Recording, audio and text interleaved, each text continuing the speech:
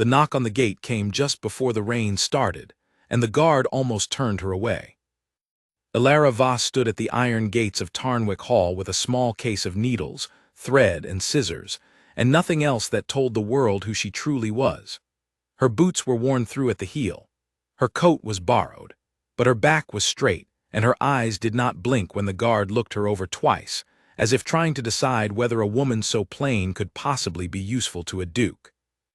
"I have come about the position," she said, "the Needlewoman's position for the gallery." The guard grunted and sent word up to the house. She waited in the cold for almost an hour, watching storm clouds gather over the gray stone towers of Tarnwick Hall, and she told herself, as she had told herself every day for 3 months, that she was not afraid.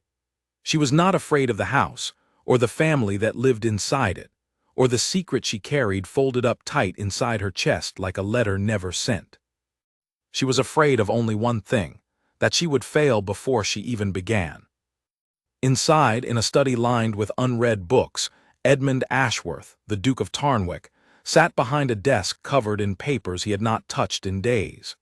He was 34 years old, though grief had aged his face beyond his years.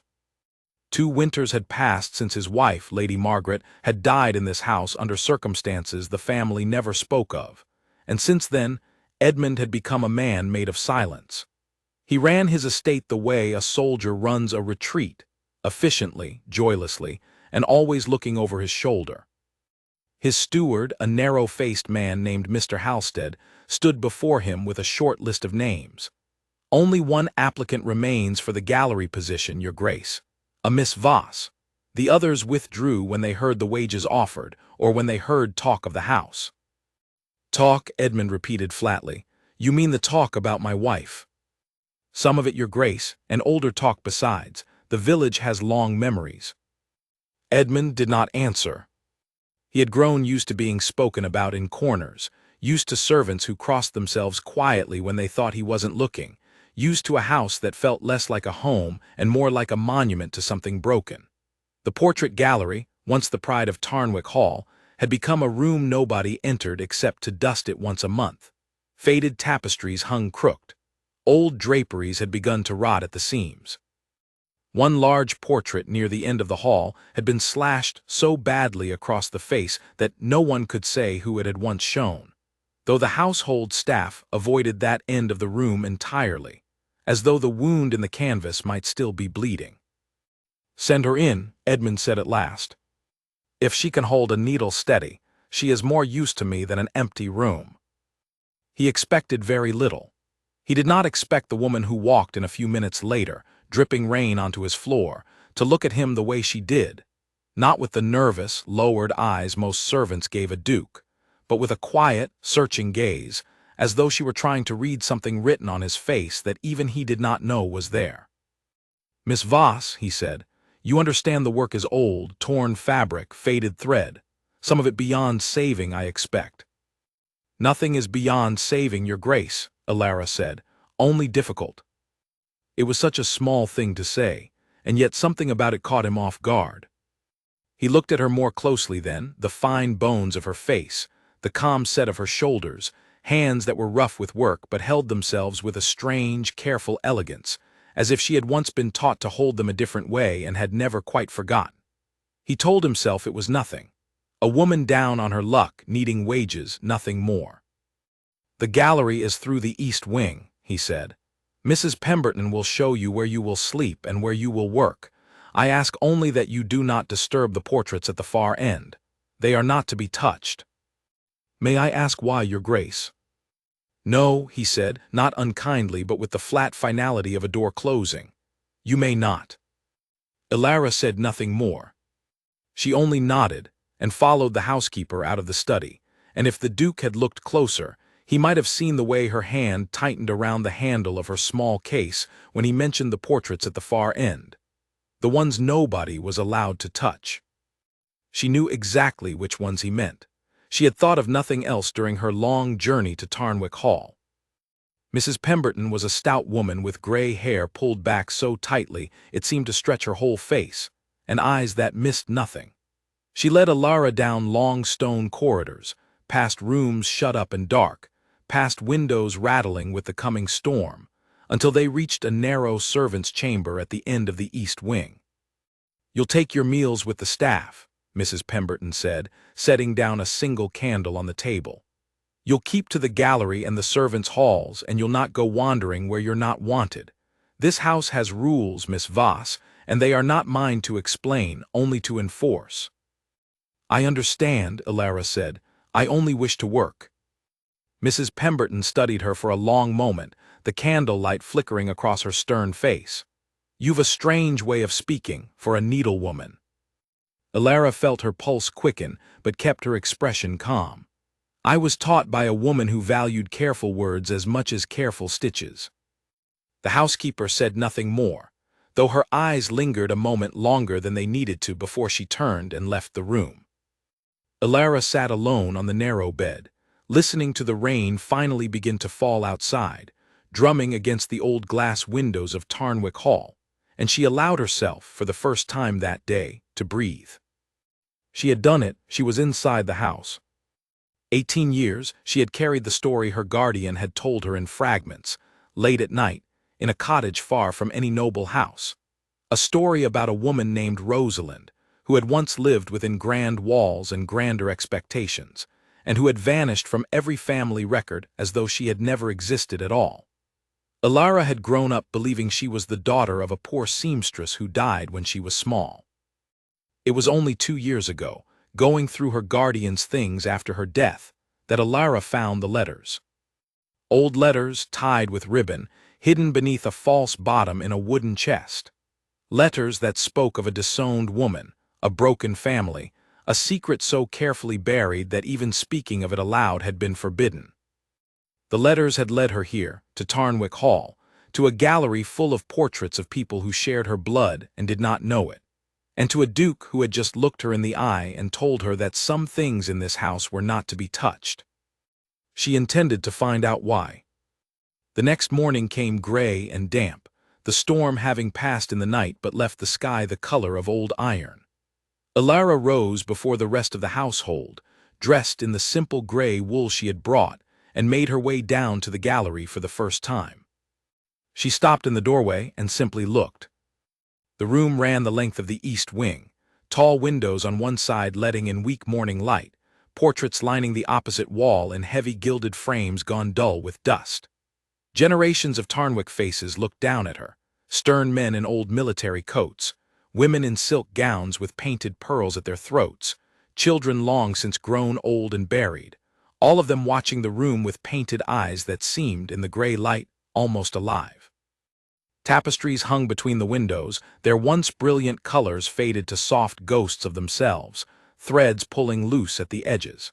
A heavy velvet drapery beside one window had torn clean through, hanging in 2 ragged pieces. This was her work now. She set down her case of needles and thread and began, as she always did, by simply looking, really looking, at what needed mending, feeling the fabric between her fingers, understanding its weaknesses before she dared to fix them.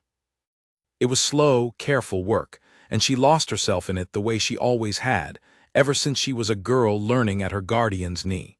There was something honest about repair. A tear did not lie about what had broken it. A frayed thread did not pretend to be whole.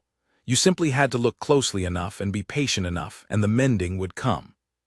She had been working perhaps 2 hours, mending the torn drapery stitch by careful stitch, when she felt eyes on her back. She turned and found the Duke standing in the gallery doorway, watching her with an expression she could not quite name. He had not announced himself. He simply stood there, tall and quiet, his dark coat still damp at the shoulders from some early walk about the grounds, watching her hands move across the torn fabric with a stillness that unsettled her more than if he had spoken.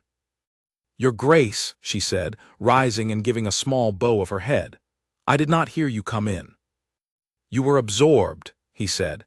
"It is not often I see anyone in this room who wants to be here." "It is fine work," Elara said, glancing back at the drapery. "It only looks ruined.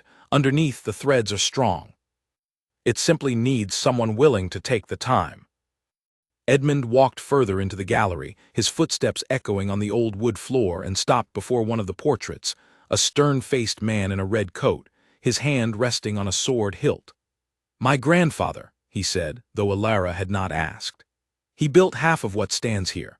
My father tore down half of what he built, and I have spent my whole life trying to decide what to do with what remains." It was an oddly personal thing to say to a servant he had met only the day before, and Alara sensed, beneath the careful composure of his voice, a loneliness so deep it had become simply part of the air he breathed.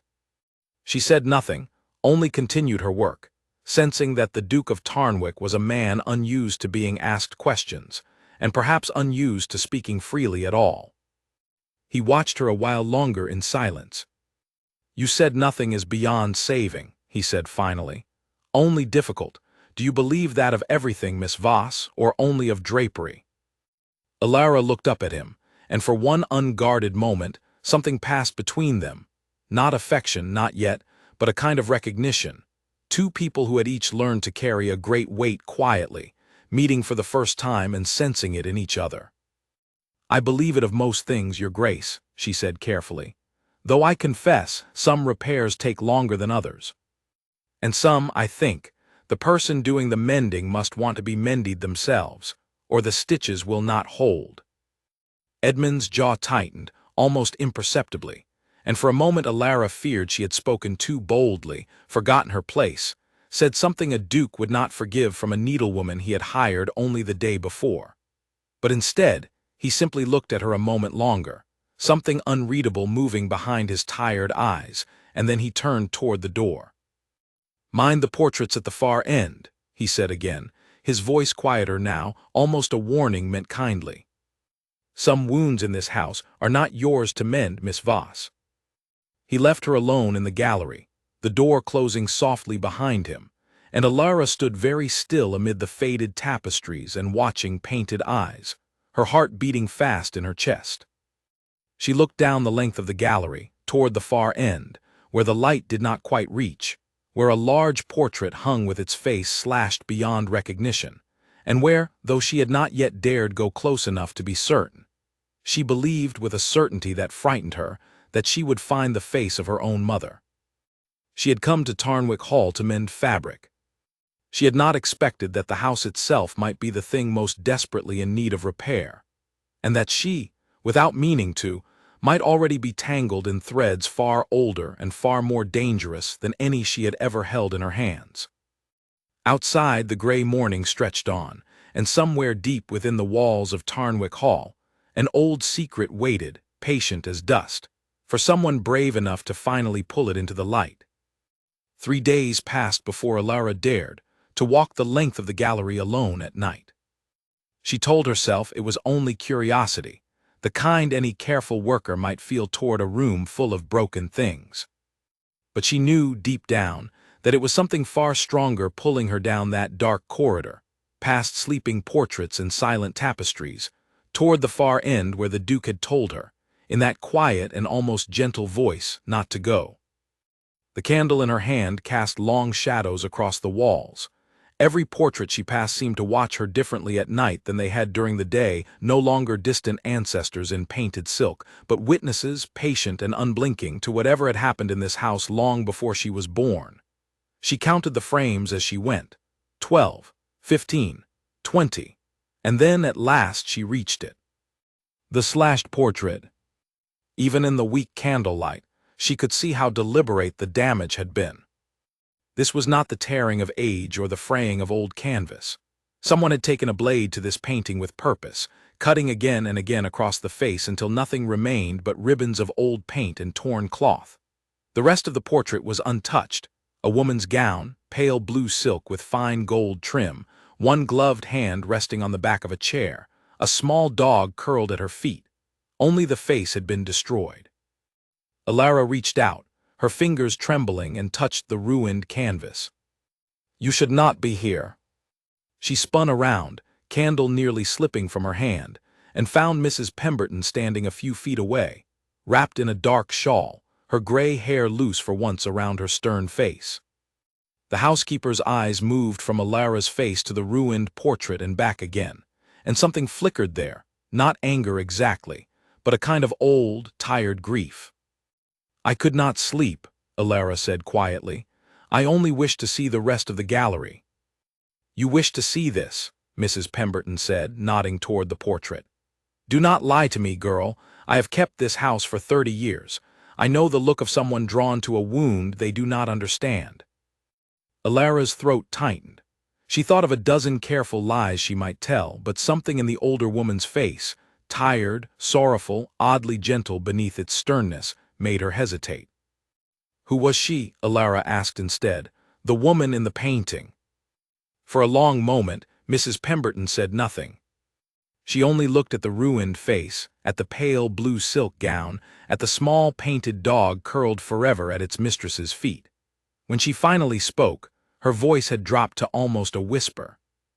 A woman this family chose to forget, she said, and one this family chose to punish for the forgetting to be complete. That is all I will say of it, Miss Voss. Some doors in this house are locked for good reason, and it is not kindness that keeps them open. But someone did this, Alara pressed gently. Someone cut her face away. That is not the same as forgetting, that is. That is Tarnwick pride, Mrs. Pemberton said, cutting her off, though not unkindly. It has ruined finer things than a painting. Go to bed, Miss Voss. The gallery will still be here in the morning, and so, I imagine, will your questions. But some answers are not mine to give, and I would advise you not to seek them from anyone else in this house either. Not unless you are prepared for what you might find.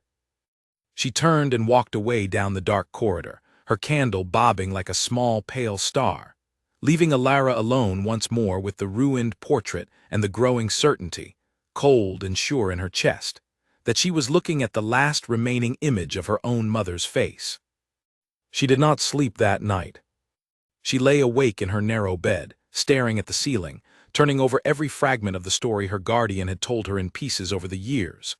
A woman named Rosalind, born into a noble house, who had loved unwisely and been cast out for it, who had died young and far from home, leaving behind a small daughter that the family never acknowledged and never welcomed.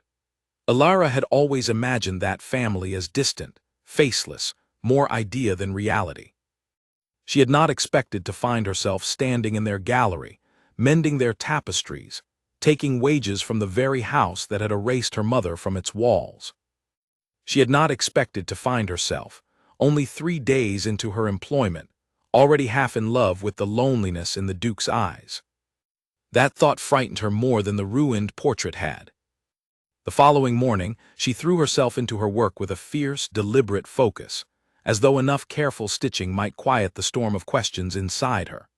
She was repairing an old woven banner near the center of the gallery, its threadwork intricate and delicate, when she became aware that her hands were moving in a pattern, a particular interlocking stitch, tight and small, that produced a subtle raised texture along the seam. It was a technique her guardian had taught her as a girl, one she had always assumed was simply a family trick, a private inheritance of skill passed from teacher to student. She did not know, as her needle moved through the old fabric, that she was being watched. Mrs. Pemberton had entered the gallery to check on the morning fires and had stopped dead in the doorway, her eyes fixed on Alara's hands. The housekeeper's face went pale, then very still, the way a person's face goes still when they are trying very hard not to show what they are feeling. "Where did you learn that stitch?" she asked, her voice unusually sharp. Alara looked up startled. "My guardian taught me, why do you ask?" "That is not a common technique," Mrs. Pemberton said slowly, crossing the room to look more closely at the work in Alara's hands. "I have seen it only once before in my life, in the linens of this very house, worked by a lady's own hand, long before you were born." She straightened, and her eyes, when they met Alara's, held something close to fear. "It was Lady Rosalind's stitch, Miss Voss, taught to her by her own mother, and to no one outside this family, so far as I ever knew." The name landed in the quiet gallery like a stone dropped into still water. Alara felt the blood drain from her face, and she fought to keep her expression calm, though her heart was pounding so hard she was certain the housekeeper must be able to hear it. "I do not know that name," she lied, and hated herself for the lie even as she spoke it. Mrs. Pemberton studied her for a long, searching moment, her sharp eyes moving over Alara's face as though seeing it for the first time. Really seeing it. The shape of the jaw, the set of the eyes, features that perhaps, in a portrait long since ruined, might once have matched. "No," the housekeeper said quietly, almost to herself. "Perhaps you do not, and perhaps it is only an old woman's foolishness, seeing ghosts where there are none." But her voice did not sound convinced, and she left the gallery more quickly than she had entered it, leaving Alara alone with her needle trembling in her fingers. She understood in that moment that her secret would not hold much longer. Something in her hands, some inherited grace she had never questioned, was betraying the very truth she had come here hoping to uncover on her own terms, and in her own time. She thought of leaving. For one long, cowardly moment, she thought of packing her small case and walking back out through the iron gates before anyone else could look too closely and see what Mrs. Pemberton had seen. But then she thought of the ruined portrait at the end of the gallery, of a face cut away so thoroughly that no one alive could say for certain what her mother had looked like, and something hardened inside her, some quiet stubborn courage she had not known she possessed until that very moment. She had come too far to leave without answers. That evening the Duke found her again in the gallery, working by lamplight long after the rest of the household had retired. He stood in the doorway for a while without speaking, watching the careful, patient movement of her needle, the way she frowned slightly in concentration, the way the lamplight caught the auburn in her hair. "You work too late, Miss Voss," he said finally. "The work does not mind the hour, Your Grace," she replied without looking up. "Only the worker does, and I find I sleep poorly in this house regardless." Edmund came further into the room, his footsteps quiet on the old wood floor. "Is the house unwelcoming to you?"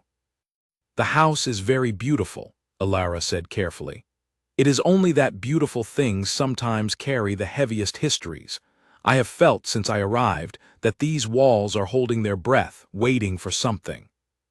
Something flickered across the Duke's face, surprise, perhaps, or recognition, as though she had described a feeling he had carried for years without ever finding the words for it himself. He walked slowly toward the ruined portrait at the far end of the gallery, and Alara watched him go, her needle stilled in her hand, her breath caught somewhere in her chest. He stood before the slashed canvas for a long moment in silence. "My father did this," he said at last, his voice low and strange. "Before I was born, I only know the story in pieces: a sister disgraced, a marriage the family would not accept, a name struck from every record my father could reach. He could not bear to look at her face after she left, so he destroyed it and forbade anyone from ever speaking her name in this house again." He turned to look at Alara, his expression unreadable in the lamplight. "I do not even know what she looked like, Miss Voss. My own aunt. Erased so completely that I have only ever known her as an absence, a space in the family history where a person should be." Alara's hands trembled in her lap. She thought of the small, hidden portrait she had not yet found, of the letters tied with ribbon that had led her across the country to this very room, of the mother she barely remembered, and the family that had tried so hard to erase every trace of her existence. She wanted, desperately, to tell him everything, to say her mother's name aloud in this house for the first time in decades, to watch his face as he understood who was sitting before him with a needle in her hand. But she was not ready, not yet. Not until she understood, fully, what kind of man he truly was, whether he would welcome the truth, or whether he, too, would reach for a blade to cut away what he could not bear to see. "It must be a heavy thing," she said instead, her voice carefully even, "to live surrounded by the ghosts of people you were never allowed to know." "It is," Edmund said simply, "heavier than I think anyone realizes looking at this house from the outside." He looked at her a moment longer, something soft and searching in his tired eyes, and then, almost reluctantly, he stepped back from the ruined portrait. "I should let you finish your work, Miss Voss. Good night." He left the gallery, and Alara sat alone once more among the faded tapestries and watching painted eyes, the slashed portrait of her mother looming silent at the far end of the room, and she understood, with a certainty that settled deep into her bones, that the story she had come to Tarnwick Hall to uncover was no longer simply her own. It belonged to the lonely, grieving man who had just walked away from her in the dark. And whether he knew it yet or not, their two broken histories were already beginning to stitch themselves together, thread by careful thread, whether either of them was ready for it or not. A week later, a carriage arrived at Tarnwick Hall that brought with it a different kind of storm. Alara heard it before she saw it, the sharp crack of hooves on the gravel drive, the raised voice of a man used to being obeyed, the flurry of footsteps as the household staff scrambled to receive an unexpected guest. She looked up from her work in the gallery, needle paused mid-stitch, and through the tall windows she watched a tall, well-dressed man step down from a fine black carriage, straightening his coat with the practiced ease of someone who believed the world existed to be admired by him. "Lord Callan Whitmore," Mrs. Pemberton said grimly, appearing at Alara's shoulder with a tray of cold tea she had clearly forgotten to deliver. "The Duke's cousin. He visits when he wants something and never otherwise. Mark my words, Miss Voss, that man brings trouble as surely as clouds bring rain." Alara watched the visitor cross the courtyard below, his manner sharp and assured, and felt an uneasy prickle along the back of her neck, though she could not have said why. "What does he want here?" "The title if he could manage it," Mrs. Pemberton said, lowering her voice though no one else stood near. "The Duke has no children, God rest Lady Margaret's soul, and no brothers living. If anything were to happen to his grace, Lord Whitmore stands to inherit everything, the house, the lands, the name. He has never once let the Duke forget it, though he dresses his ambition up as family concern." She shook her head. "Best you stay out of his way, Miss Voss. Men like that notice things they oughtn't, and they never forget a face that troubles them." Alara nodded, but the warning settled uneasily in her chest, and she found herself, over the following days, unable to shake the sense that Lord Whitmore's sharp eyes lingered on her a little too long whenever their paths crossed in the halls. That evening, at the family dinner, she had no place attending, but overheard through a half-open door while carrying linens to the sitting-room. She listened, as Lord Whitmore's voice carried easily across the long dining hall.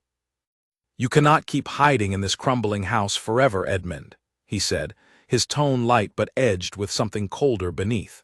2 years of mourning is more than respectable. The estate needs an heir, and frankly, so does the family name. People are beginning to talk." "People have always talked," Edmund replied, his voice flat and tired. "I have long since stopped listening." "That is precisely the trouble," Whitmore said. "A duke who stops listening to his own family becomes a duke whose family stops waiting for him." A pause, the clink of a glass set down deliberately. "I only wish to see Tarnwick thrive, cousin. Whether that thriving comes through you, or eventually through me, matters rather less to me than you might think." Alara stood frozen in the corridor, the stack of linens forgotten in her arms, chilled by the quiet threat wrapped so neatly inside polite family concern. She thought of the ruined portrait at the end of the gallery, of a family that had once destroyed a woman's face rather than let her disgrace touch their name, and she wondered, with a cold certainty, whether Lord Whitmore might prove just as ruthless in pursuit of what he believed was owed to him. She did not sleep well that night, and in the gray hours before dawn, unable to lie still any longer, she rose and made her way once more to the gallery, drawn by a restless need to be near her work, near the one place in this vast house that felt, however strangely, like it belonged to her. It was in the pale, uncertain light of that early morning that she finally found it. She had been examining the wooden paneling near the ruined portrait, checking for damp that might further harm the surrounding tapestries, when her fingers brushed against an edge that did not sit quite flush with the wall. She pressed, curious, and felt something shift beneath her palm, a small section of paneling, cleverly disguised among the ornate carved wood, swinging inward on a hinge gone stiff with age. Behind it, wrapped in a cloth gone yellow with time, was a small portrait, no larger than a dinner plate, tucked into the hidden space as though someone had hidden it there deliberately, long ago, and never returned to retrieve it. Alara's hands shook as she drew it out and unwrapped the cloth. The painting showed a woman with kind eyes and auburn hair very like Alara's own, dressed simply despite the fine gold locket at her throat, standing with her hand resting protectively on the shoulder of a small girl no older than 4 or 5. The child had the same auburn hair, the same wide, searching eyes that Alara saw every morning in her looking glass. In the corner of the small canvas, painted in careful, faded letters, were the words, Rosalind and her daughter, though the second name had been scratched away, deliberately and thoroughly, leaving only a scar across the canvas where a name had once been written. Alara sank to her knees on the cold gallery floor, the small portrait trembling in her hands, tears rising hot and sudden in her eyes. It was her. It was her mother, and it was her, painted together in some quiet moment before everything had gone wrong, before her mother had been cast out and struck from every record, before Alara had grown up believing herself the orphaned daughter of a simple seamstress with no history worth telling. She traced the small, painted face of the child with one trembling finger, and understood, with a grief that felt both old and entirely new, that she was looking at proof, real, undeniable proof, of exactly who she was. She did not hear the footsteps approaching until it was too late to hide the portrait away. "Miss Voss." She looked up startled to find Edmund standing in the gallery doorway, dressed for an early ride, his eyes moving from her tear-streaked face to the small painting clutched in her hands. He crossed the room quickly, concern etched plainly across his features, and knelt beside her. "What is this?" he asked gently, though his eyes had already found the faded words in the corner of the canvas. His face changed as he read them, confusion giving way slowly to something like disbelief. "Rosalind," he said quietly, "where did you find this?" "Hidden," Alara said, her voice unsteady, "behind the paneling near the ruined portrait. It must have been placed there before the family destroyed everything else of her."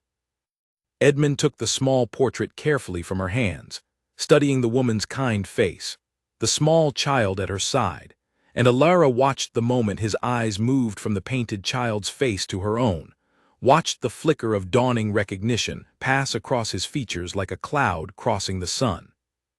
"You have her eyes," he said slowly, almost to himself. "I did not see it before. I thought it only a resemblance, a strange trick of the light. But this—" He stopped, looking again between the small painted face and Alara's own, and something in his expression shifted from confusion into a kind of careful, dawning understanding. "Who are you, Miss Voss?"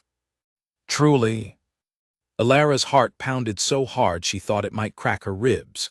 She had imagined this moment 100 times on her long journey to Tarnwick Hall, had rehearsed a dozen different ways of revealing the truth, and yet now, kneeling on the cold gallery floor with the proof of her identity trembling between them, every carefully rehearsed word deserted her entirely. "I think," she said quietly, "that I am the daughter of the woman this family tried to erase. I think Lady Rosalind was my mother, and I think this house has been keeping that truth locked away in the walls for over 20 years, the same way it locked away this portrait." The silence that followed felt endless. Edmund's face was unreadable, a storm of emotions moving behind his tired eyes too quickly for her to name, shock, certainly, and something that might have been anger, though whether directed at her, at his own family, or simply at a truth too enormous to easily hold, she could not tell. "You came here under false pretenses," he said finally, his voice tight and careful.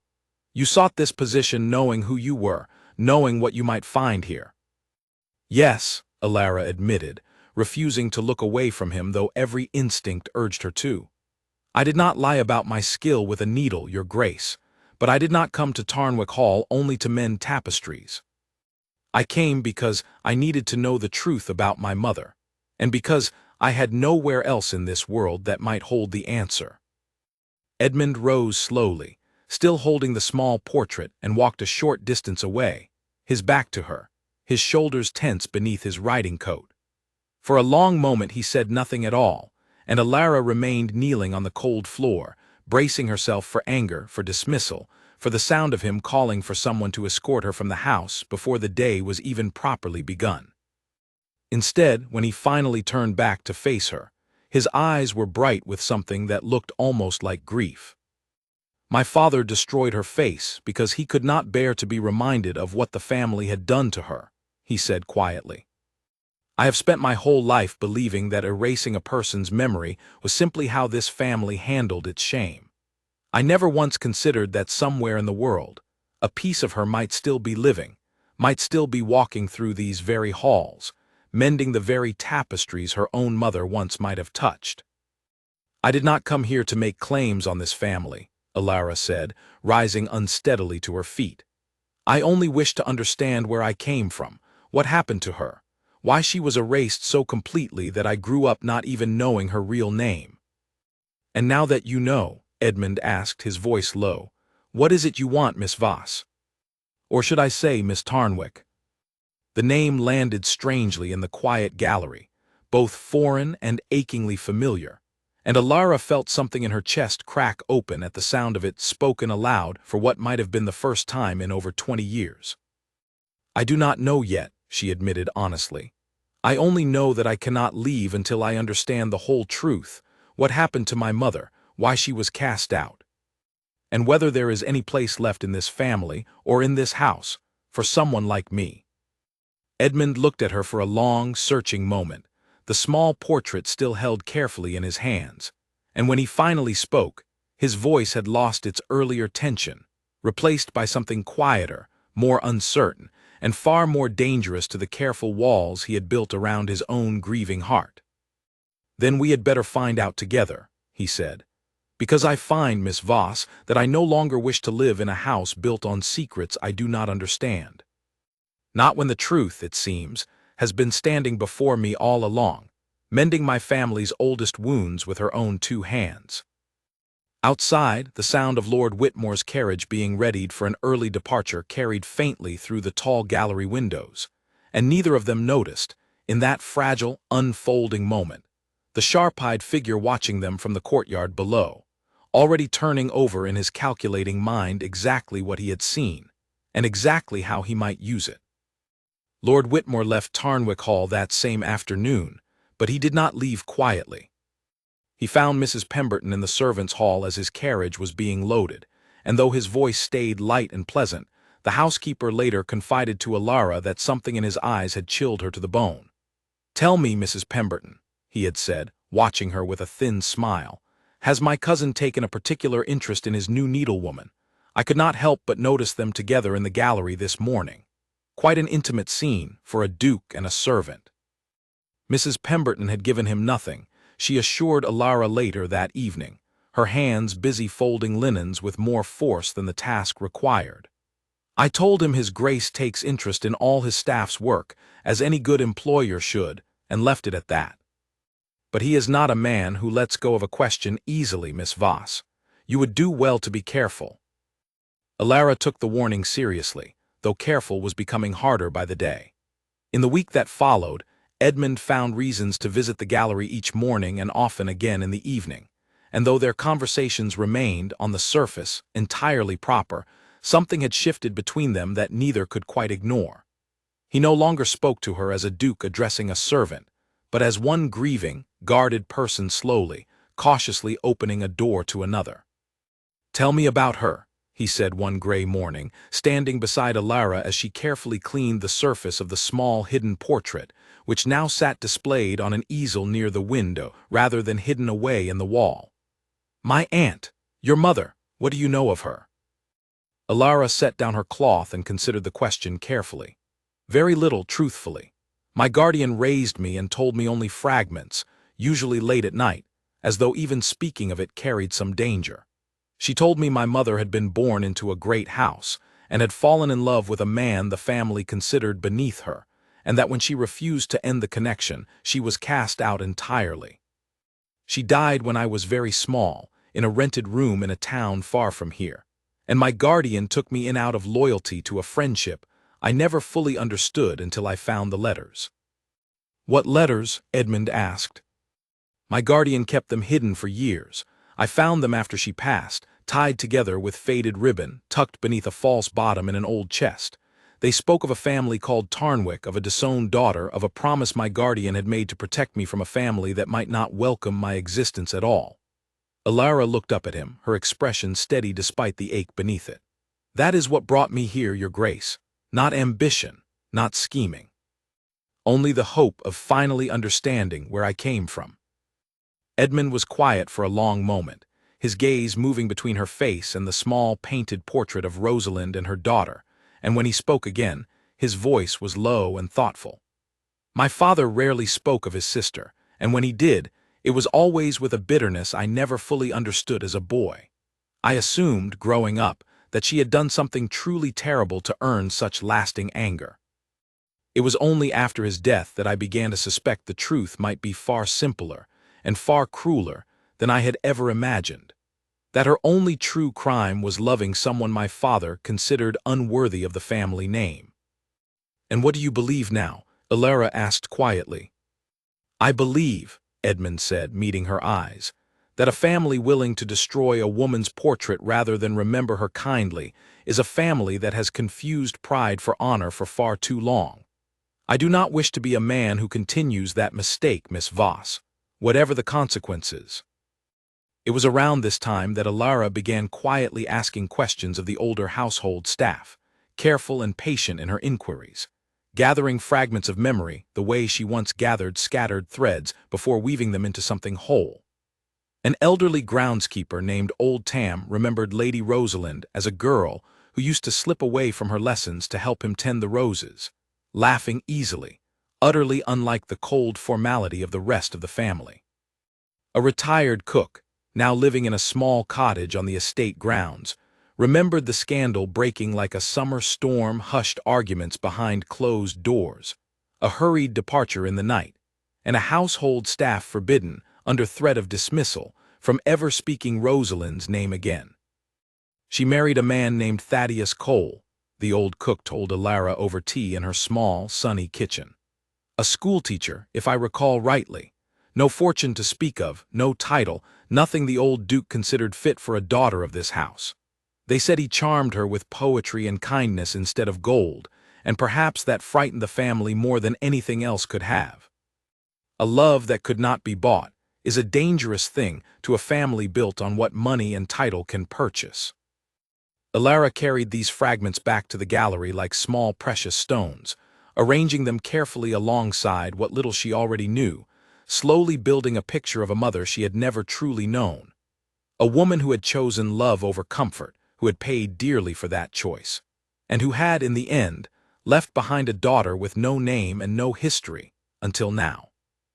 Edmund listened to each new fragment she gathered with quiet, careful attention, and Elara began to notice that he seemed lighter after these conversations, as though piecing together his aunt's true story was somehow also helping him piece together parts of himself he had long kept buried beneath grief and duty.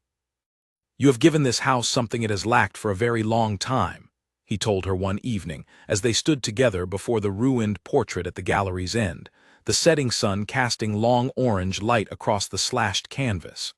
"Curiosity, warmth, a willingness to look directly at what hurts, rather than cutting it away and pretending the wound was never there. It is easier to look at other people's wounds than one's own," Elara admitted softly.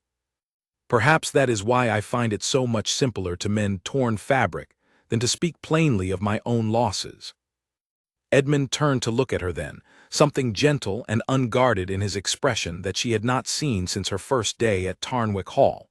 "And what losses would those be, Miss Voss, beyond a mother you barely remember?" Elara considered the question, surprised by how easily the honest answer rose to her lips. "A guardian who loved me fiercely but never let me forget I was different, somehow, from the world around us. A childhood spent always waiting for some explanation that never fully arrived. And now, perhaps, the fear that even having found this family, I may discover there is no true place for me within it after all." "There is a place," Edmund said, his voice quiet but certain. "I cannot yet say what shape it will take or how the rest of the family and the world beyond these walls will receive it. But I promise you this, Miss Voss, whatever else changes, you will not leave Tarnwick Hall a stranger to your own history, not while I have any say in the matter." It was a promise made quietly, in the fading light of an ordinary evening, and yet Elara felt the full weight of it settle into her chest like something solid and real, the first true foundation she had ever been offered by anyone bearing the name Tarnwick. Neither of them noticed, in that tender, unguarded moment, the letter already making its way by private courier toward Lord Whitmore's townhouse in the city.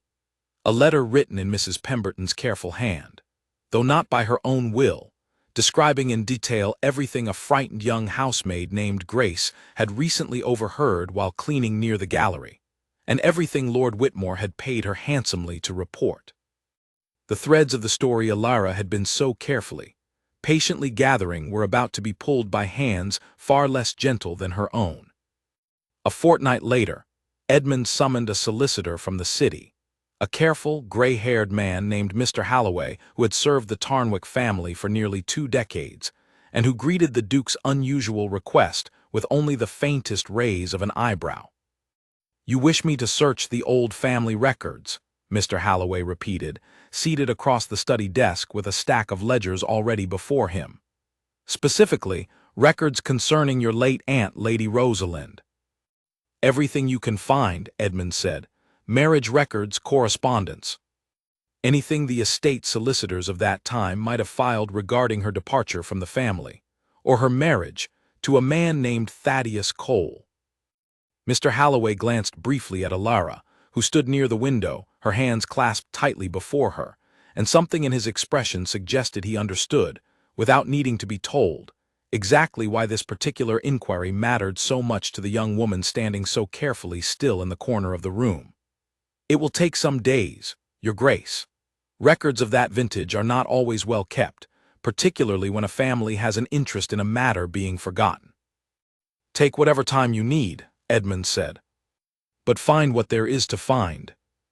It took nearly a week, during which Alara continued her work in the gallery with a restless, distracted energy, her mind constantly wandering toward the locked drawers of some distant solicitor's office where the truth of her mother's life might finally be laid bare in careful legal handwriting.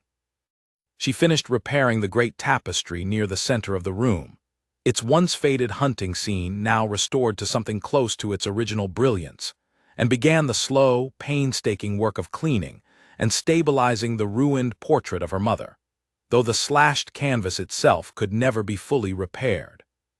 "Some wounds do not disappear," she told Edmund one afternoon as he watched her carefully work a fine brush along the torn edges of the canvas, "but they can be tended so that they cause no further harm. I do not think this portrait can ever show her face again, but perhaps it can at least stop tearing further."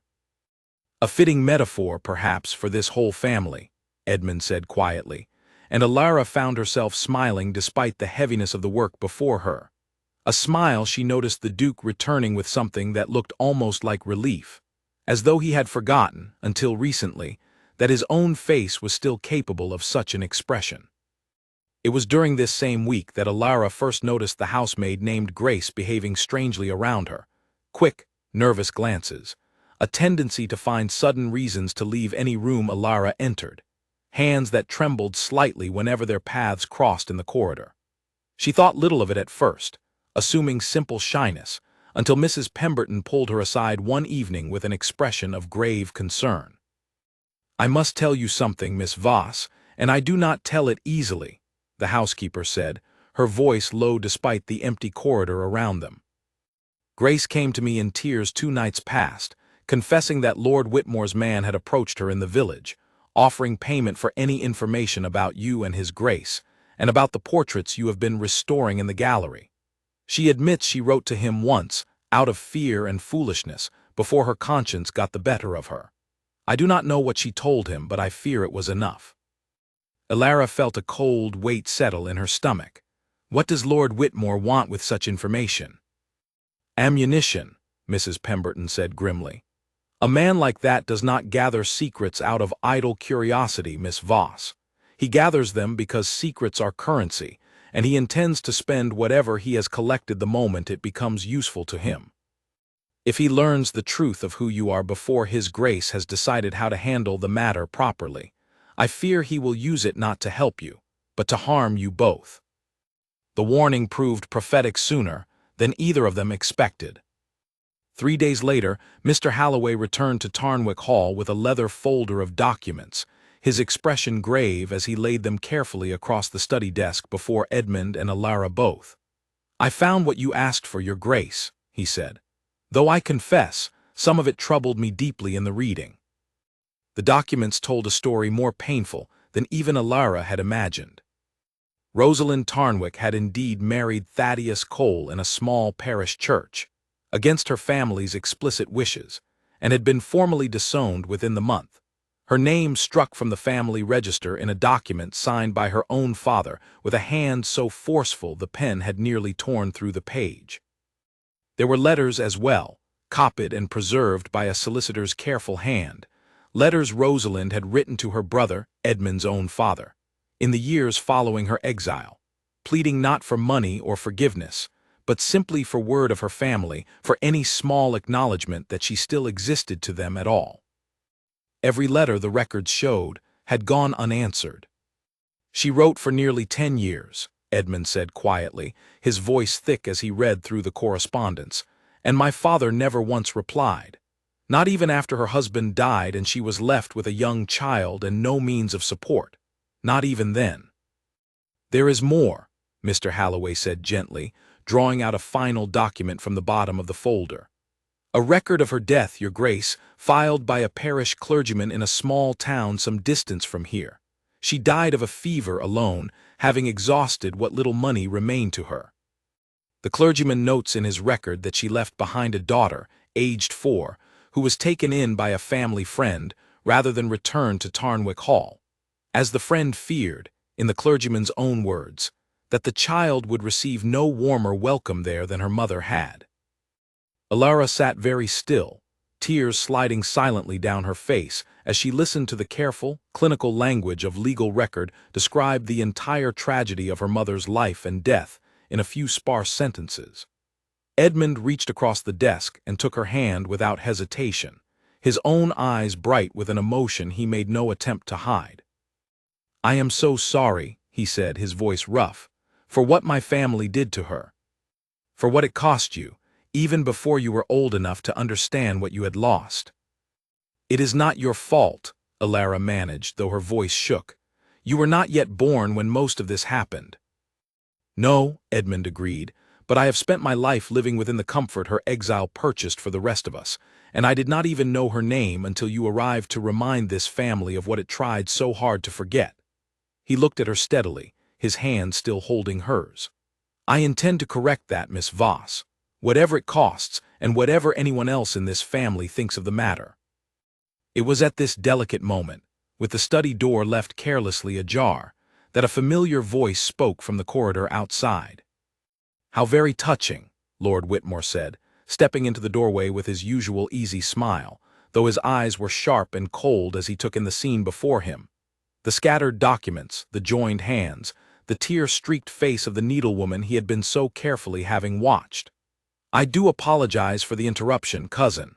I did not realize you were entertaining such an intimate family conference." Edmund rose immediately, releasing Alara's hand though his posture remained protective, angled slightly between her and his cousin. "Whitmore, I was not aware you had returned." "I received some rather interesting correspondence," Whitmore said smoothly, strolling further into the study as though he owned it, his gaze moving deliberately over the documents spread across the desk. "Regarding your new needlewoman and her curious resemblance to a certain ruined portrait in your gallery, I confess I did not entirely believe it until now." His eyes moved to Alara, cold and calculating despite his pleasant smile. "Lady Rosalind's daughter, working as a common seamstress in her own family's house, and no one thought to inform the rest of the family. How very discreet of you both." "This is a private family matter," Edmund said, his voice hardening into something Alara had not yet heard from him, the voice, perhaps, of the Duke he had been trained since birth to become, when circumstances demanded it. "It does not concern you, Whitmore." "Does it not?" Whitmore's smile thinned. "I am your closest living relation, cousin, and your heir presumptive besides. If you intend to legitimize some hidden branch of this family, restoring rights and claims that were formally severed decades ago by a document I hold a copy of in my own townhouse, I would say that concerns me a very great deal." He glanced at Alara once more, his expression unreadable. "Tell me, Miss Voss, or should I say Miss Tarnwick, What exactly is it you hope to gain from this sudden family reunion? A place in the household? A share of the inheritance, perhaps? Or has my cousin's evident affection offered you rather grander ambitions than mere employment? Alara felt anger rise hot and sudden beneath her grief, steadying her voice even as her hands trembled at her sides. I came here, Lord Whitmore, seeking only the truth of my mother's life and death. I have made no claims on this family's fortune, and I want none. If you have questions about my intentions, I would ask that you address them to me directly, rather than speaking as though I were not present in the room. Something flickered across Whitmore's face at her steady response, surprise, perhaps, or a grudging flicker of respect quickly buried beneath renewed calculation. How admirably composed, he said softly. I begin to see why my cousin finds you so compelling, Miss Voss. He turned back to Edmund, his tone shifting once more into something colder and more pointed. I would advise you to consider very carefully what you intend to do with this discovery, cousin. This family's position in society rests on certain understandings, certain histories carefully maintained. Unravel them carelessly, and you may find the consequences reach far beyond one gallery of old portraits. He left the study without waiting for a response, his footsteps unhurried and confident down the long corridor, and Edmund watched him go with an expression of grim, weary determination settling across his tired features. He will not let this rest, Edmund said quietly, once his cousin's footsteps had faded entirely from earshot. Whatever course we choose now, Miss Voss, I fear we must choose it quickly, and with our eyes fully open to what it may cost us both. Alara looked down at the scattered documents on the desk, at her mother's desperate unanswered letters, at the cold legal record of her death, and felt something harden and settle within her chest. Not fear exactly, though fear was certainly present, but something stronger, something closer to resolve. Then let us choose the truth, she said. Whatever it costs, my mother paid everything she had for the truth of her own heart and received nothing but silence in return. I do not intend to make the same mistake. The days that followed Lord Whitmore's departure carried a new and uneasy tension through Tarnwick Hall, the kind of quiet that comes before a gathering storm. Mrs. Pemberton moved through her duties with tight-lipped watchfulness, doubling the vigilance of the household staff, though she confided to Alara that she feared no ordinary precaution would be enough against a man as determined as Lord Whitmore. He will not simply let the matter drop, Miss Voss, she said one morning, helping Alara sort through a fresh delivery of thread and fabric for the gallery's continued restoration. Men like that do not retreat. They regroup, and they return with sharper weapons. Her warning proved accurate within the week. A letter arrived at Tarnwick Hall addressed formally to Edmund, bearing the seal of a well-known society newspaper, requesting comment on what the writer delicately termed curious rumors concerning the Duke of Tarnwick's household, rumors of a hidden family scandal, a disowned relation, and an unusual new attachment forming between his grace and a servant of uncertain but intriguing parentage. Edmund read the letter in grim silence before passing it wordlessly to Alara, who felt her stomach turn cold as she recognized, in the careful phrasing of the inquiry, the unmistakable fingerprints of Lord Whitmore's calculated influence. He means to force our hand, Edmund said, pacing the length of his study with barely contained anger. If this story breaks in the papers before I have had the chance to address it properly, on my own terms, it will be twisted into exactly the kind of scandal my family has spent generations trying to avoid. Worse, it will paint you as some scheming opportunist, rather than a woman simply seeking the truth of her own history. Then we must decide what to do before he decides it for us, Alara said, though her voice trembled slightly at the thought of her private grief becoming public spectacle, fodder for strangers' gossip in drawing rooms she would never enter. That evening, Edmund called together a small gathering in the study, Mr. Halloway the solicitor, Mrs. Pemberton, and Alara herself, to discuss what path forward remained open to them. The solicitor laid out the legal realities plainly. Rosalind's disownment had been formal and thoroughly documented, difficult though not impossible to legally overturn, particularly with a duke's full support and the considerable resources at his disposal. But the process would be slow, and in the meantime, nothing could prevent Lord Whitmore from spreading whatever version of the story he chose to the wider world. "There is another matter to consider, Your Grace," Mr. Halloway added carefully, glancing between Edmund and Alara with an expression of professional discomfort. "Lord Whitmore's letter to the newspaper suggests an attachment between yourself and Miss Voss beyond simple family reconciliation. If such an attachment were to become public before the question of her legitimacy within the family is properly settled, I fear it may complicate matters considerably, both legally and socially." Edmund's jaw tightened, and Alara felt her face flush with a combination of embarrassment and something else, something warmer and more dangerous that she had been carefully trying not to examine too closely in recent weeks.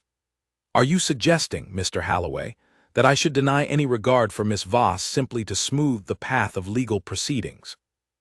"I am suggesting only that Your Grace consider the timing carefully," the solicitor said diplomatically. Nothing more. The meeting ended without a clear resolution, and Alara left the study that night with her thoughts in turmoil, torn between her desire to see her mother's memory properly honored, and her growing fear that her very presence at Tarnwick Hall was bringing nothing but complication and danger into Edmund's already difficult life. She walked slowly back toward the gallery, needing the quiet company of her work to settle her racing mind, and found Edmund already there before her, standing once more before the ruined portrait, lost in thought. "You should not blame yourself for any of this," she said softly, coming to stand beside him. "Lord Whitmore's ambitions existed long before I arrived at Tarnwick Hall. I have simply given him a new tool to pursue them." "Perhaps," Edmund said, "but I find I cannot regret your arrival, Miss Voss, whatever trouble it may have stirred. Before you came, this house was simply a place I endured, filled with silence and grief and portraits I could not bear to look at directly. You have brought something back into these walls that I feared was lost entirely." He turned to face her fully, his expression open and unguarded in a way she had rarely seen from him. "I do not know what the coming weeks will bring, or what battles we may yet face with my cousin, or with the wider world beyond these gates. But I know that I do not wish to face them without you beside me, whatever form that may eventually take." Alara's breath caught, and for a long moment neither of them spoke, the weight of everything unsaid hanging delicately in the quiet gallery between them. "I have spent my whole life not knowing where I belonged," she said finally, her voice barely above a whisper. "I came here searching for my mother's history, never once imagining I might find something else entirely alongside it." "And what have you found?" Edmund asked quietly. "I am still discovering that," Alara admitted. "But I do not think I wish to discover it anywhere else but here beside you, whatever complications that brings." It was perhaps not the moment for grand declarations, given the storm gathering around them both, but something had shifted decisively between them nonetheless, an understanding reached without need for further words. They stood together in comfortable silence before the ruined portrait of Rosalind, two people bound together by loss and history, and a growing tenderness neither fully understood yet, until the sound of hurried footsteps in the corridor outside broke the moment entirely. Mrs. Pemberton appeared in the doorway, her face pale and urgent. "Your Grace, forgive the intrusion, but you must come at once. There is a matter requiring your immediate attention in the front hall." Edmund exchanged a brief, uncertain glance with Alara before following the housekeeper quickly from the room, and Alara, unwilling to be left uncertain in the gallery, followed close behind. What awaited them in the front hall was not, as Alara had feared, some fresh scandal from Lord Whitmore's hand, but something else entirely. An elderly woman, thin and travel-worn, standing uncertainly near the great front doors, clutching a small worn bag to her chest, her eyes searching the grand hall with an expression of nervous, hopeful recognition. "Forgive me for arriving unannounced, Your Grace," the woman said, her voice trembling slightly. "My name is Beatrice Fenwick. I served as companion to Lady Rosalind Tarnwick in the final years of her life, before her passing. I read, quite by chance, A small mention in a village newspaper of a needlewoman working in this gallery who bore a striking resemblance to a lady I once knew and loved dearly.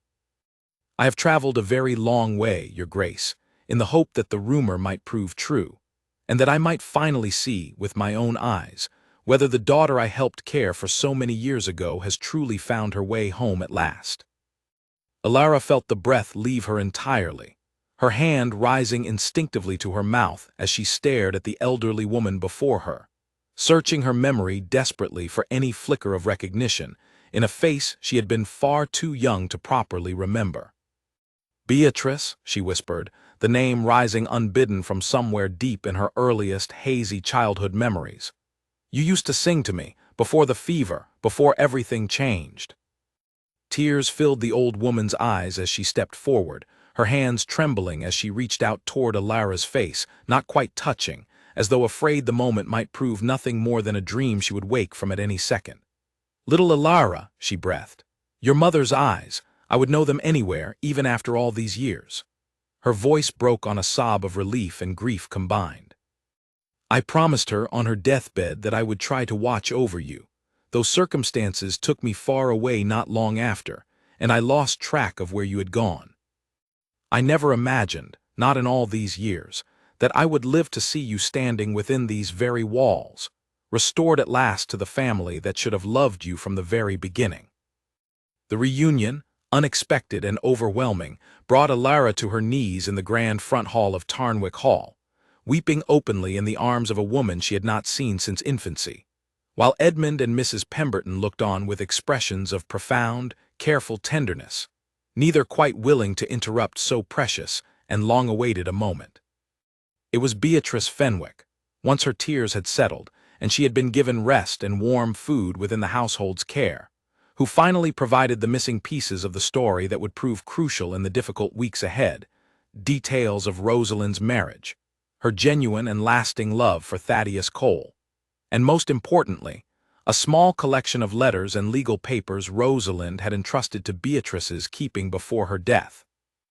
Documents that had never made their way into any solicitor's official record, documents that might yet prove the final key to restoring, fully and undeniably, Alara's rightful place within the Tarnwick family. The truth, it seemed, had been waiting patiently all these years for someone brave enough to come looking for it, and it had arrived at Tarnwick Hall's doorstep at precisely the moment it was needed most.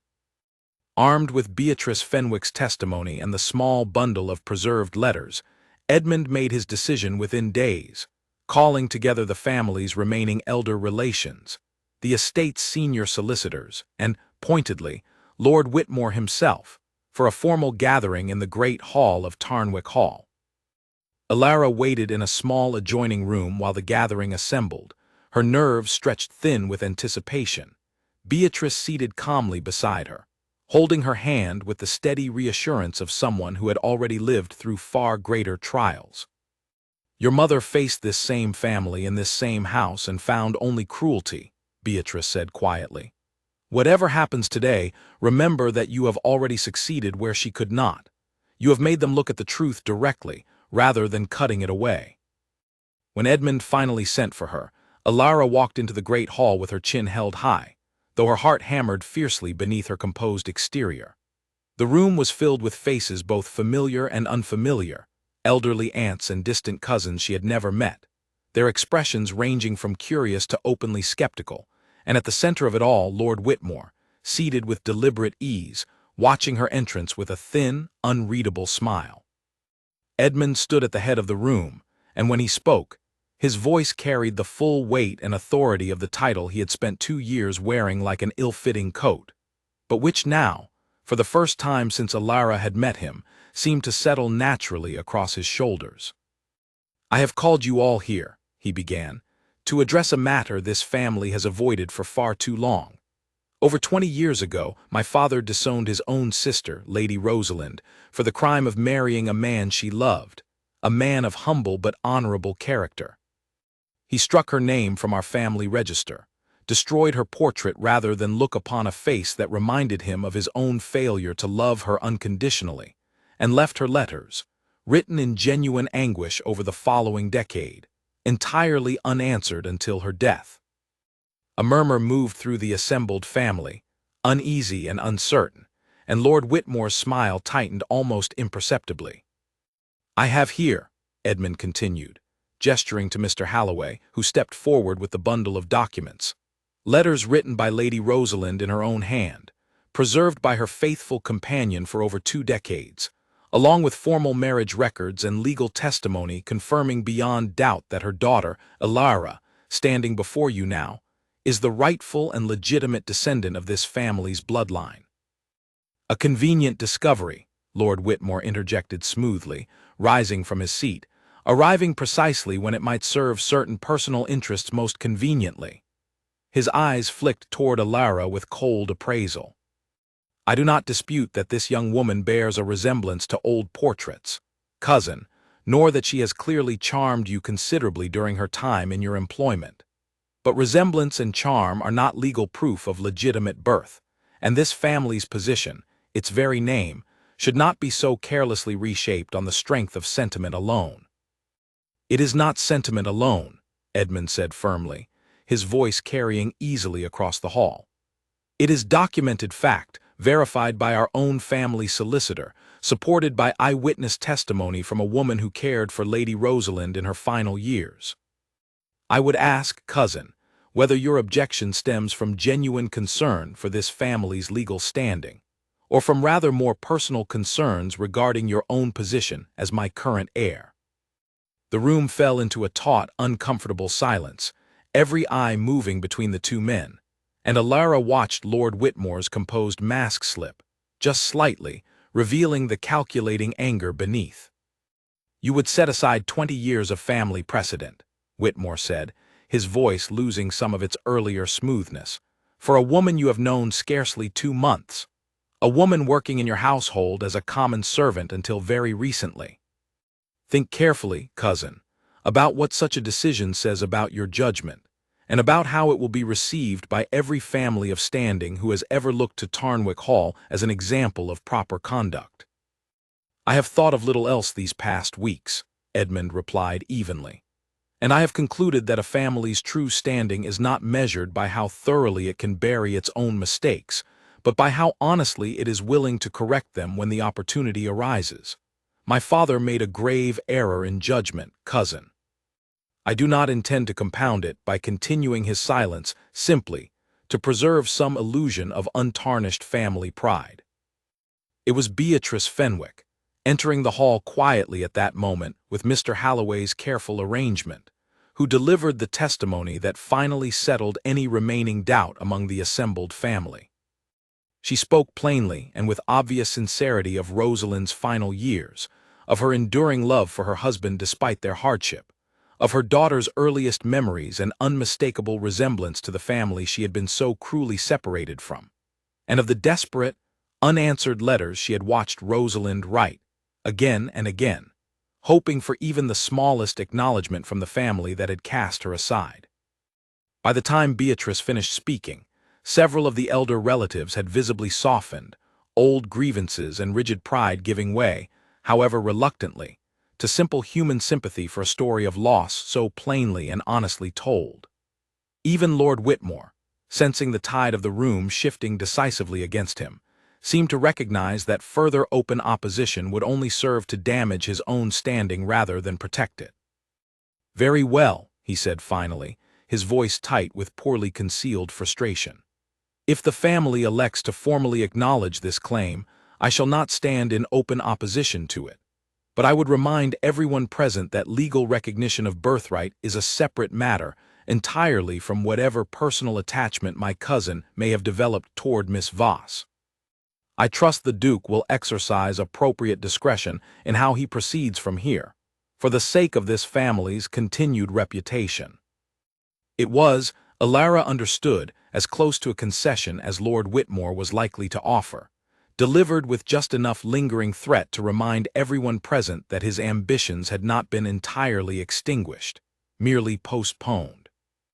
But it was enough for the moment, and as the family gathering slowly dispersed into smaller, quieter conversations, several of the elder relations approached Elara directly for the first time, offering cautious but genuine words of welcome, studying her face with open curiosity as though searching, and finding the unmistakable echoes of a woman they had once known and in their own quiet ways had genuinely mourned losing.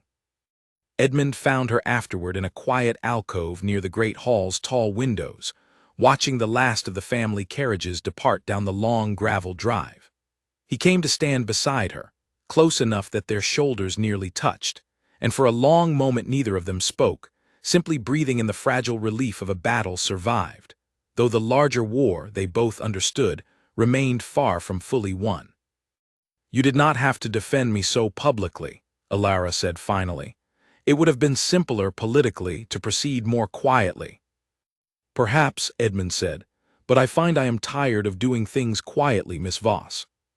My family has spent generations handling its difficulties through silence and careful erasure, and I have watched what that approach costs: a portrait destroyed, a woman's entire existence struck from memory, a daughter left to grow up not knowing her own history.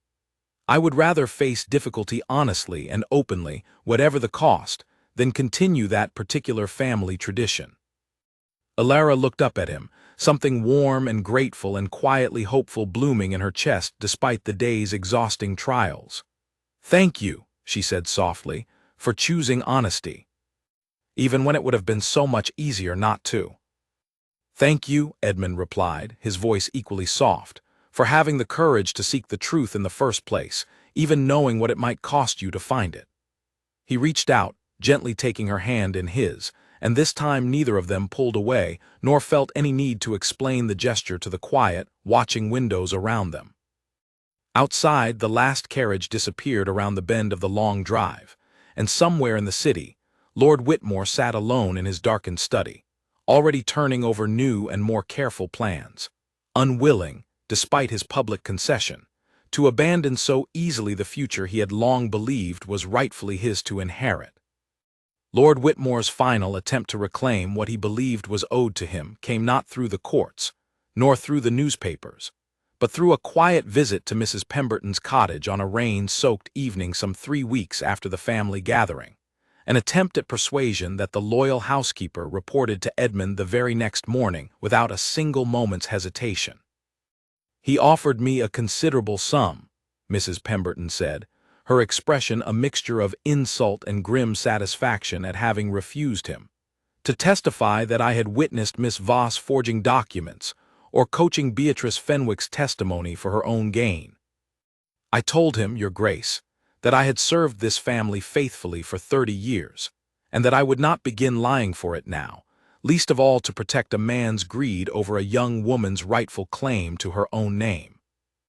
Edmund's jaw tightened at the report, and within days, armed with Mrs. Pemberton's sworn account and a growing weariness of his cousin's persistent schemes, he took the decisive step of formally severing Lord Whitmore's position as heir presumptive, redirecting the estate's succession plans through proper legal channels, and making clear, through Mr. Halloway's careful legal work, that any further attempts at interference would be met with the full weight of the family's considerable influence and resources. Lord Whitmore, recognizing at last that his schemes had cost him more than they had ever stood to gain him, withdrew from Tarnwick Hall's affairs entirely, retreating to his own smaller estate with whatever bitter dignity remained to him, and troubling the family no further. With that final obstacle removed, the household at Tarnwick Hall settled, for the first time in years, into something resembling genuine peace. Alara's formal recognition as a legitimate descendant of the Tarnwick family was completed within the month. Her name entered properly into the family register beside her mother's, the old cruel notation of disownment finally, formally corrected after 2 decades of silence.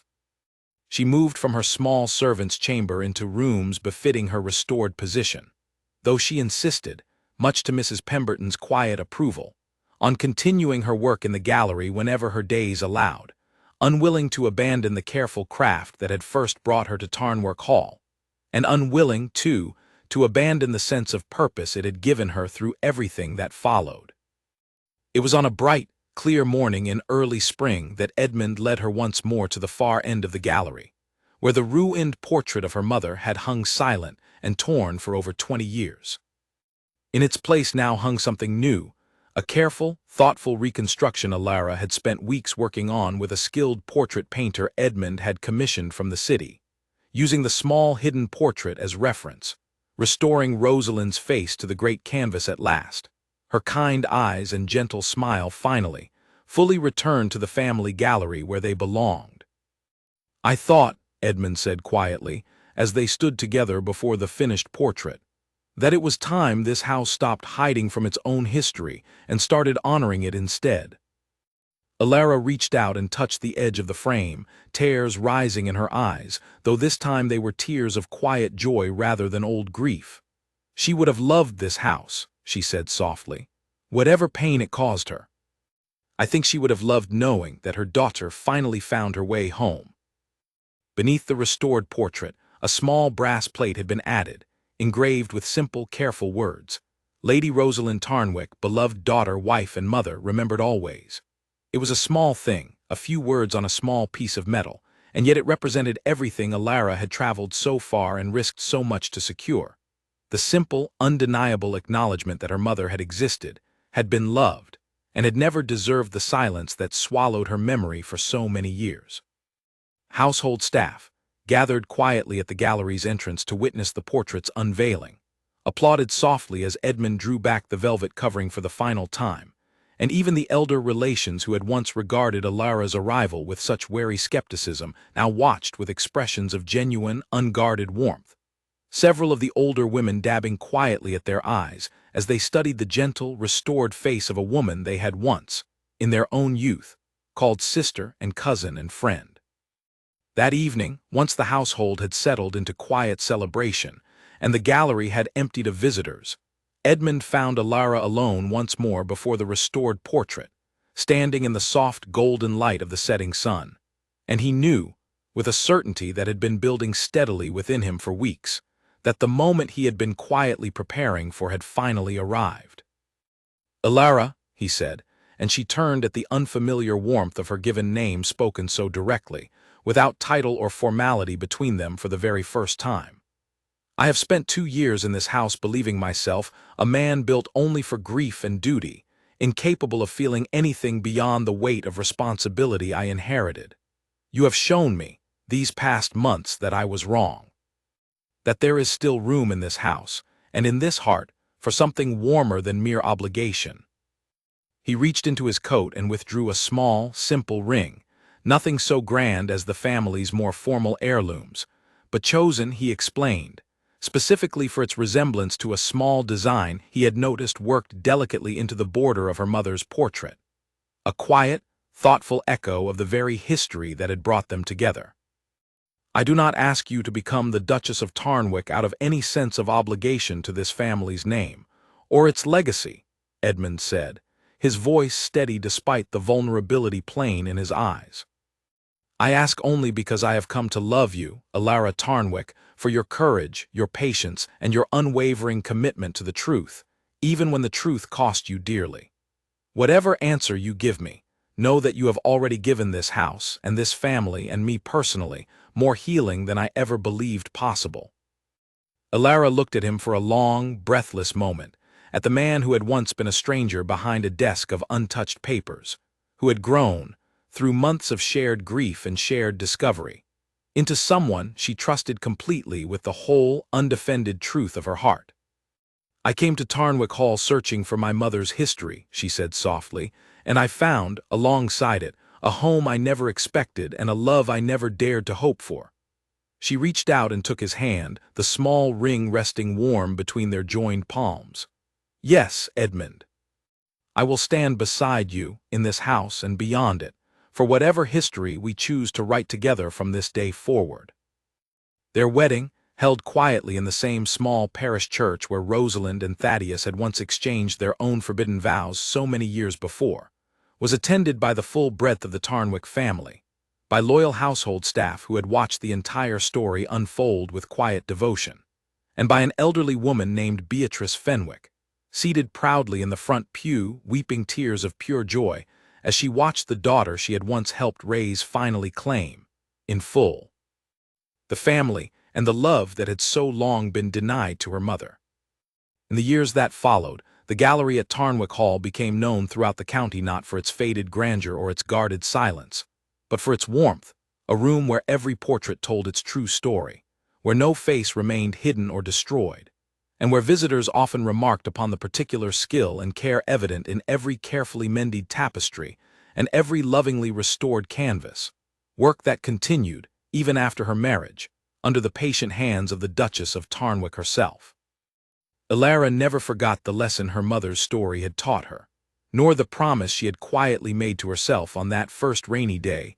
She arrived at the gates of Tarnwick Hall with nothing more than a small case of needles and an unspoken hope. Nothing, she had told the Duke then, and she believed it still with her whole restored and settled heart, was ever truly beyond saving.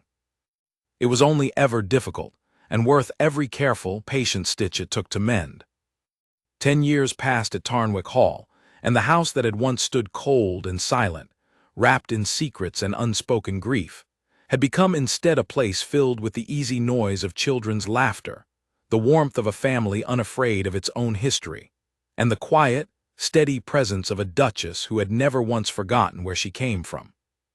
Elara and Edmund raised 2 children within those walls, a son named after Edmund's grandfather and a daughter named Rosalind, in honor of the grandmother she would never meet but whose gentle, restored portrait watched over her from the gallery wall with kind, painted eyes.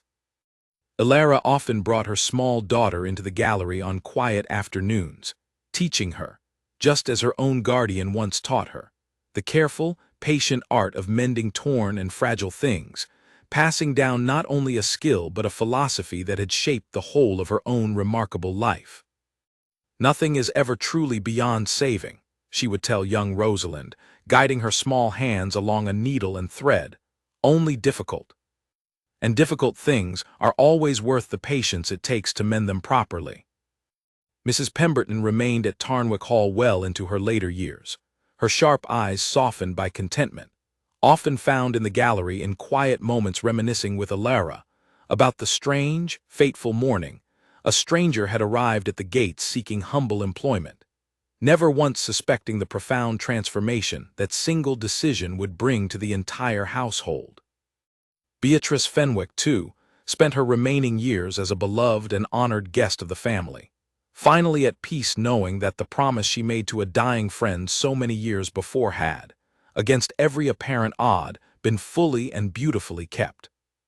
Lord Whitmore's name faded gradually from the family's daily concerns, though word occasionally reached Tarnwick Hall of his continued, quieter life on his own modest estate, a man who had learned, however reluctantly, that ambition built on another's suffering rarely brought the satisfaction it promised.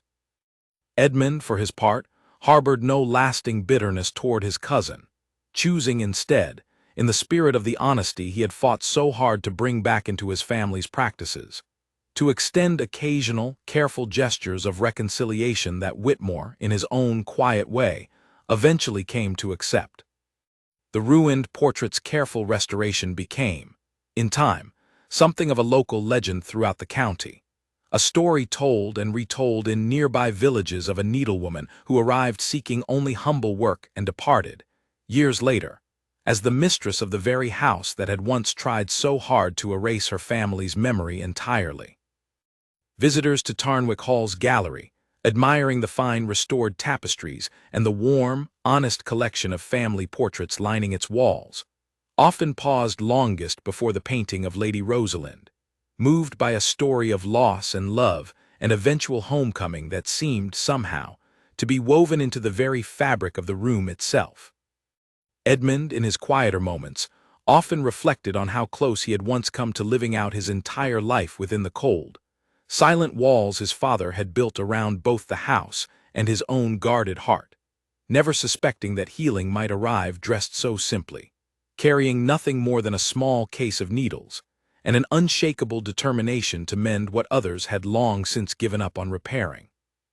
He counted himself, in the end, the most fortunate of dukes, not for the lands or the title he had inherited, but for the quiet, steady love he had found in a gallery full of broken things, restored patiently, one careful stitch at a time, by a woman who had never once believed anything was truly beyond saving. And so the story of Tarnwick Hall, once a house defined by silence and erasure, became instead a story of patient, careful restoration, proof, as Alara had always believed, that even the deepest wounds, given enough time, enough honesty, and enough loving attention, could finally, fully be mended.